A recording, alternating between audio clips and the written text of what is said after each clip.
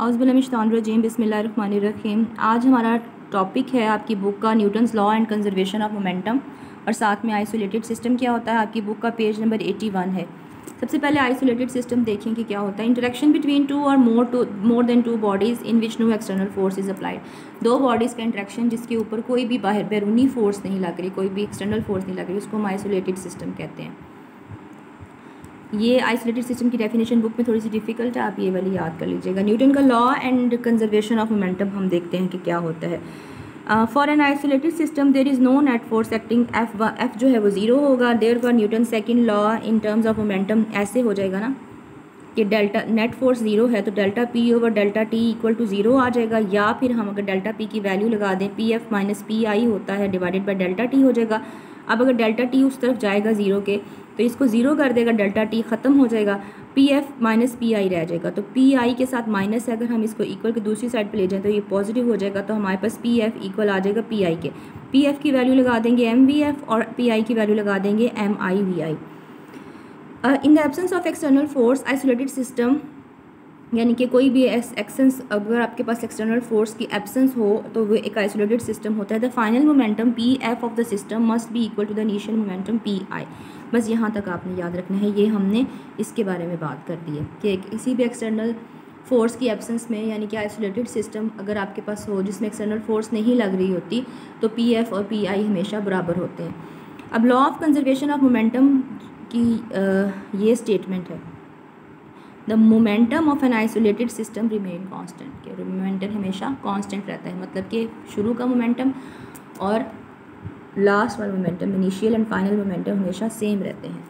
अब हम इसको एक एग्जांपल से पढ़ेंगे। एग्जांपल आपके पास एक गन है और एक बुलेट है। हमने कंसीडर किया एक isolated system of bullet of mass M B, bullet का mass and gun of mass M G. यहाँ पे बिफोर फायरिंग हम पढ़ेंगे such that before firing the total initial momentum P I zero है। ठीक है, जैसा कि शोन इन द फिगर, ये आप ड्रा कर लीजिएगा फिगर। शुरू में मोमेंटम ज़ीरो है क्योंकि ये गन चली नहीं है। तो क्यों ज़ीरो है ये अभी मैं आपको नेक्स्ट पेज पे बताती हूँ।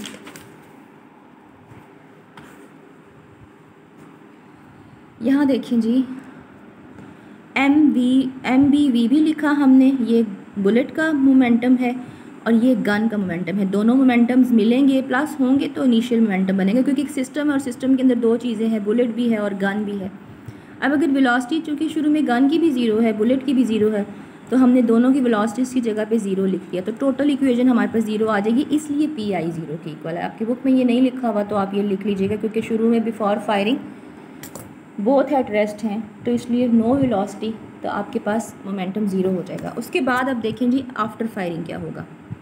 After firing the bullet moves with velocity V B. कोई वेलोसिटी हो जाएगी, लेट सपोज वो वी बी हो गई, और गन जो है आपके पास वो रिकॉइल होगी। आपने नोट किया होगा कि गन थोड़ी सी पीछे की तरफ मूव करती है, बुलेट आगे की तरफ गन पीछे की तरफ, तो वो रिकॉइल उसको कहते हैं। जब गन थोड़ी सी पीछे की तरफ मूव करती है उसको हम बोलेंगे we ji, velocity of gun. और हमने चूँकि कहा बाय कंजर्वेशन ऑफ मोमेंटम, वो कहता है कि पी एफ और पी आई आपके पास इक्वल होने चाहिए, तो वो तो हमारे पास पी आई अगर ज़ीरो है तो फिर जो पी एफ है, जो M B V B plus M G V G बन गया। इस टाइम पहले भी यही था, पी आई जब था तब भी यही था, लेकिन वी वी दोनों में ज़ीरो थी। लेकिन अभी जो है वो कुछ ना कुछ तो है ना, वी इसको ज़ीरो नहीं पुट कर सकते, और वी जी की भी कोई वैल्यू होगी, क्या होगी वो चेंज होगी वैल्यू, अभी हमें पता नहीं कि क्या वैल्यू है, तो इसलिए हमने उसकी जगह पे वेरिएबल यूज़ कर लिया वी जी और वी बी। तो इसका मतलब ये हमारे पास फाइनल मोमेंटम है, ये सारा पी एफ है, और ये ज़ीरो के इक्वल है by law of conservation of momentum, क्योंकि ये पी आई के इक्वल होना चाहिए और पी आई ज़ीरो है। अगेन मैं रिपीट कर रही हूँ ताकि आपको मेमोराइज हो जाए। अब अगर यहाँ पे प्लस का साइन है तो ये इक्वल की दूसरी साइड पे जाएगा, यहाँ पे माइनस का साइन आ जाएगा। अब यहाँ इस इक्वेशन से हम वेलोसिटी निकाल सकते हैं गन की, कि गन किस वेलोसिटी से रिकॉइल हुई है। तो हम वी जी को जिस चीज़ की वैल्यू निकालनी हो उसको वहीं पे रहने देते हैं, बाकी सब चीज़ों को उठा लेते हैं इसके साथ से। तो एम यहाँ पे मल्टीप्लाई हो रहा है और ये यहाँ पे क्या हो जाएगा, divide, minus M B V B divided by M G. Clear हो गया जी। Negative sign indicates that velocity of the gun is opposite to the velocity of the bullet, that is the gun recoils। ये आप देखिए negative sign यही show कर रहा है कि जो वेलोसिटी है बुलेट की वो गन की वेलोसिटी के ऑपोजिट डायरेक्शन में है। सिंस अब वो ये क्वेश्चन राइज हो सकता है कि बुलेट तो बहुत तेज़ी से आगे मूव कर रही है और गन की मूवमेंट इतनी ज़्यादा क्यों नहीं है बुलेट के मुकाबले में। उसकी ऑपोजिट तो है क्योंकि गन का मैस ज़्यादा है, इस वजह से गन की मूवमेंट बहुत ज़्यादा हमें फील नहीं होती है। Since mass of gun is much larger than bullet, therefore the recoil is much smaller than the velocity of the bullet। तो जिस रफ्तार से गोली जा रही है उस रफ्तार से गन पीछे नहीं आएगी, ठीक है, क्योंकि गन का वज़न बहुत ज़्यादा है, तो ज़्यादा एनर्जी जो है उसके मैस उसके वज़न पे लगी है, और चूँकि बुलेट का वज़न बहुत थोड़ा है तो वो तेज़ी से आगे चलेगी।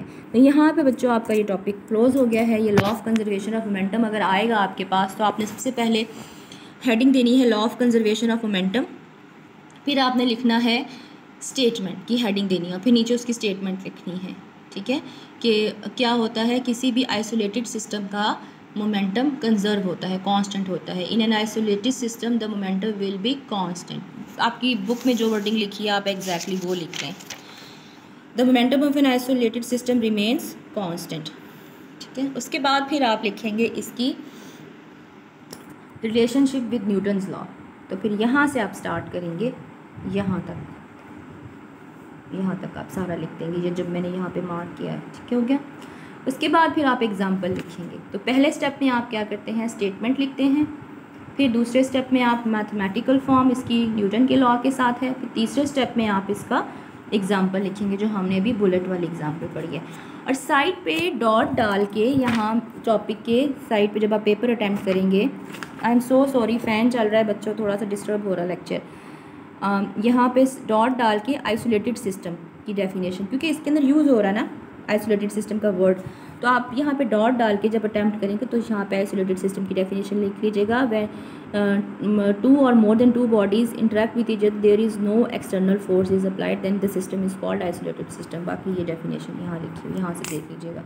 ये आपकी बुक का पेज नंबर 81 एंड 82 हमने पढ़ा है। ओके जी, अल्लाह हाफिज़।